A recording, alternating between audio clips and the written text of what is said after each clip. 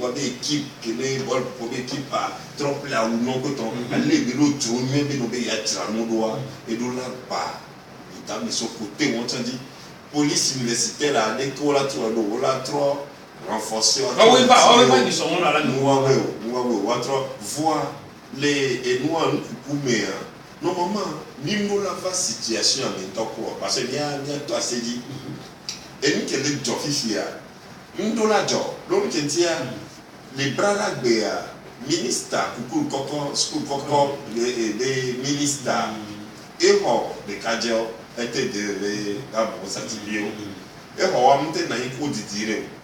bon donc avec les bombes les qui a mais normalement pour avoir le conseil des ministres les conseils ailleurs nous y a donc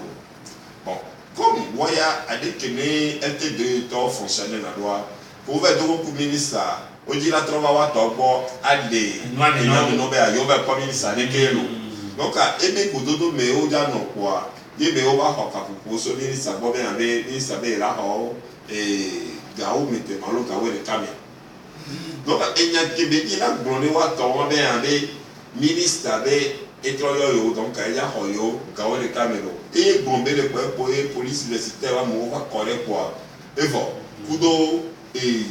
violence à quoi c'est que toi et ben autour de joli les commandes vous tombez pas mais avec tomber les pas mais va faut bon toi bois mais tomber ne collé mais si au ja bientôt mais ja bon quoi mais là à on doit aller à faut dire les chevaux alors quand on là-bas les c'est que voilà manifestation de action ni aller ni qui point les mila pompo et les ma pourquoi des alors c'est bien mais do à défait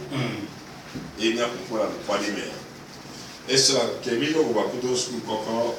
et métator et apparemment président school et moi nous sommes là pour toi mais on tombe ndo et nous a des cacadés voir des premiers de décider et pas comme des cas et vélo le fou en haut pour nous amener les way et du non on le petit non mais sont bons parce que nous là de te dire là c'est on a des choses autour d'or mais nous attend trop pour non donc et c'est vrai les normal et après temps pour pourquoi il est allé pour pourquoi de faire et la tête de Seto de ce qu'il est de toi et peut-être nous n'aille pour être joué pour coudre pour mettre jouer pour bien de ce bon en plus ça et nous et 7 ans de nous là parce que nous les inscrits les règlements locaux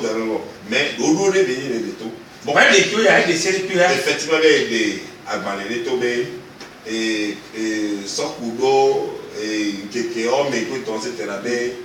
à monnaie noté et moi et c'est moi les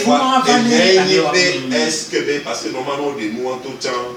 garder chandra menti parce que là pour aider dans de toi aider à messer à moi et on est cas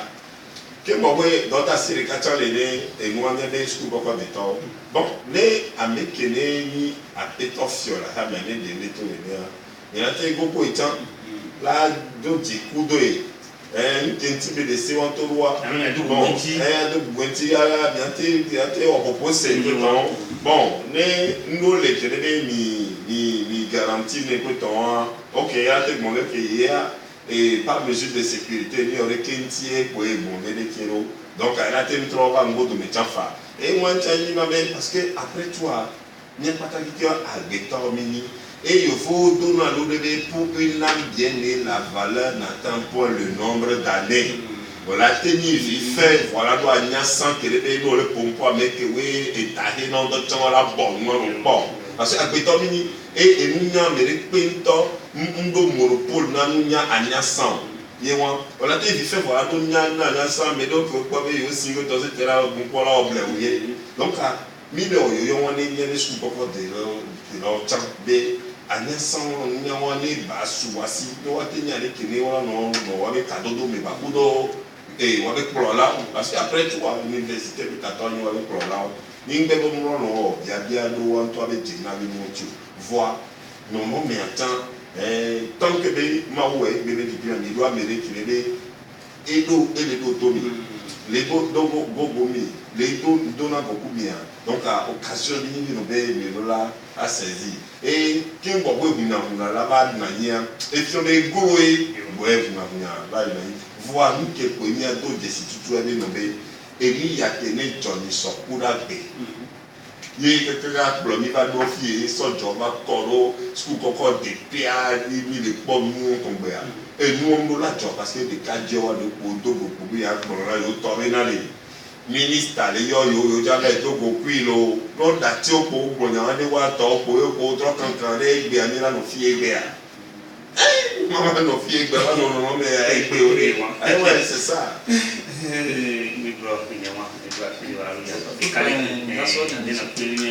Tutu bari olè pas mouvement étudiant qui ont créé le panel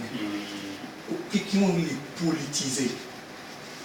c'est que et du na grand robe vous bébé ne levera ce soir que obe wabe wono qui a 11 ans numéro et na me ada wa de que on avait a meilleur que les donc il faudrait que surtout quand des toques qui ont des vieux on y avait yo pensé yo to yo anu yo ici on va non composer et mouvement ça te vive mouvement avec association avec est-ce que même les gars les femmes alors quand même on récépissé en 2016 et on récépissé en bonne du fort bon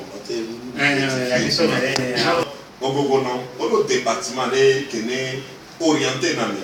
avec selon objectif que oui et dodo et d'audace que oui midana asosua aller de la sokudo n'avait essayé c'est-à-dire statut réglementaire pour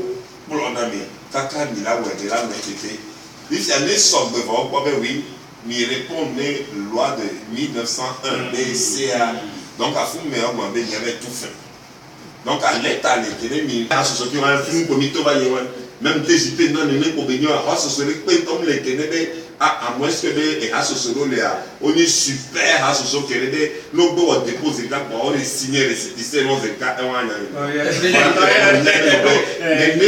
donc à ne oui be que no be yo be tout fait moi yo be non pas yo va sur attention ensemble les mia mais est-ce que l'année était de la jeunesse patriotique mouvementée top de la jeunesse patriotique à l'Oménéa le TJP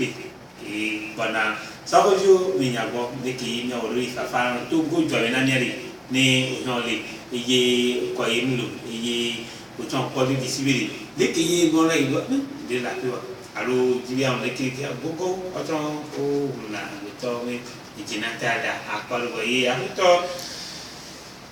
Fredo Atipoufou et ni Togo 27 civils et des n'importe où il y avait les goyens pour et n'y a rien de les pas manger ni à des décentralisation qui tout le monde avec et n'y a pas de problème tout le monde avec n'y avait accord pour posséder au lien non donc pour posséder au lien non donc mais quel est mon idée donc avec le projet pas que titi de donc il y a et dodo on vient de dodo ici au pays et c'est en fait du métier d'accord là mon ouvert là il faut donc par contre qui on les non bien et bien du métier ben comme donc à nous lier nous comme c'est là non et les noms mais la pauvre café ni de display ni à toto ko vidéo le du amé on les voit et dit joie nous les dit non et il VVCC donc à café André et on la danse vocakia on la gazé on la bleu la OK nengo dit là on doit et mi bolosale avec nos bé on peut on na mena ni cham ombi na mena ni cham yewa et moi da ka da otoli bon ke to be considère que va ya ke to be et moi titi me du na go to va il réformer ni on propose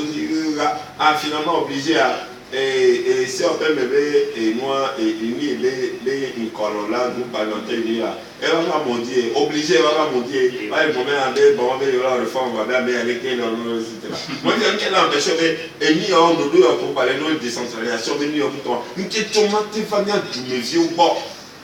une question matérielle du vieux bon avant de nous n'ami que ton etc. Mais au delà du vieux et moi les qui du vieux pour l'emploi que ton etc. que maintenant bon, bref, on est une année et John Poplar, il y a du métier, il y a encore, il y a le on va en tout quoi, parce que les gars, les positions qui sont de force, les quoi, nous qui sont des petits quoi, nous avons servi, nous avons considéré, et du métier qui est mis, et les Sibériens qui sont Afrique 14, pas ta mille, et un, il faut taper, il taper 1, mais 0, taper, il taper 0. Mais il y a des choses qui sont les noms de les sessions, vous avez des arrêts que ça doit ni pour moi décentralisation à nous réunion pour les sons à son nom il y a bon et puis à le sortir qu'on a mis les sessions flip et nous qui il va caca va bien pour les sessions nous sommes ici au premier fois vous va de choses là avec Winnie on va ni pas le même les de l'homme pour dire et pourquoi que Nanyenda dit le préfet signé là mais quand on l'a posé acte derrière au-delà de la norme quand on l'a annoncé la preuve qu'au dado télé le 47 ans et nous qui sommes quand on l'a lancé il y a le temps de dire même pas temps de dire quand on va les prendre mais qu'il y a pas donc comme ça on a le pouvoir aller et amélo les mais lieutenant les mais c'est que nous là dit que nous font et nous qui bat tamena à l'autre train au poids Odinabe yo adun ko rabe deke de la noro elle a il n'y a même que tu et encore qui banare si on peut maintenant toi ko da badari mais dirugu kele premier bien aba te ton fi encore mais babé ba ni c'est encore fifi nous bien ça encore et la fi ko fi na kolo et moi préfecture ku do mairie o do adebiti de derrière ni nya o keke la ni bébé les tu me les filles en 2007 champion soit zipé bantala mais les mairie parce que les tient quoi c'est parce que le candidat de ton choix a besoin de ton vote.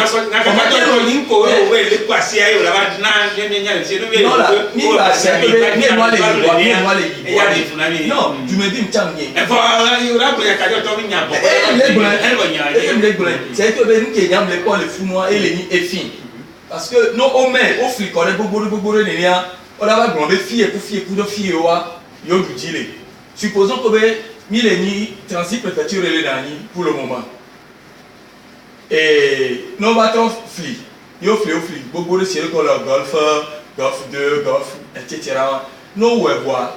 Il y a imaginé suite à une opposition. Vous avez une opposition et préfecture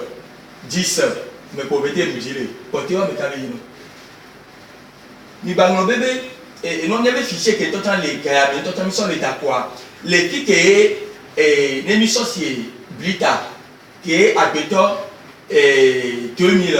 là d'accord il y a la sort américain nous trois bassiers à Néron il faut à béton 15 000 va d'accord que moi soit américain déjà injustice les fous nous bon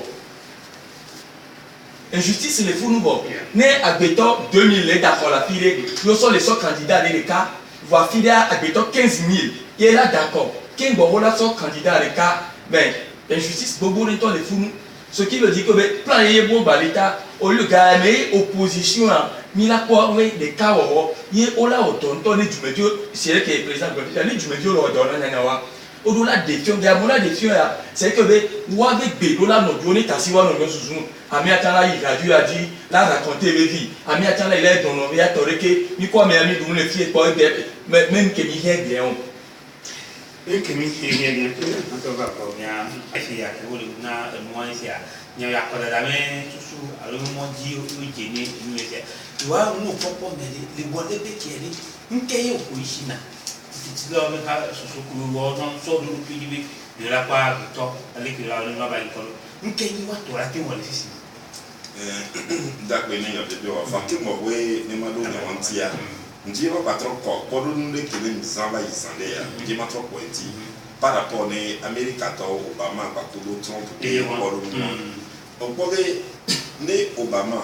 d'accord et Trump les campagne mais glede ne mutia be yola tole et moi et oui, non seulement comme de temps autant de temps mais il y a tout le monde qui était caquené on en a les flèches pas donc b